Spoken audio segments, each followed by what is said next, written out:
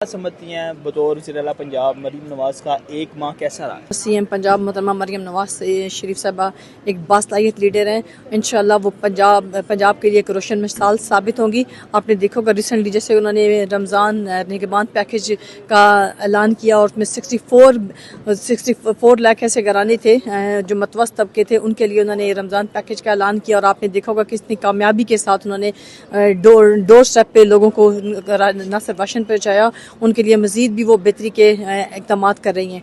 इसके अलावा आप देखेंगे सेफ सिटी का क़याम और आई टी टावर का क़याम, नौजवान तलबा और तालबात में मोटर बाइक्स उन्होंने तकसीम किए हैं और उनको भी आसान इक़सात पर वो देने जा रही हैं। इसके अलावा आप देखेंगे कि साफ़ सुथरा पंजाब और ख़ास तौर per day and care centre और मज़ीद देखें इंशाल्लाह इक़दाम करने जा रही हैं। आप देखेंगे अभी मज़ीद ऐसे यहाँ पे पंजाब में ऐसे मनसूबे लॉन्च होंगे कि वो पूरे पाकिस्तान के लिए एक रोशन मिसाल साबित होंगे।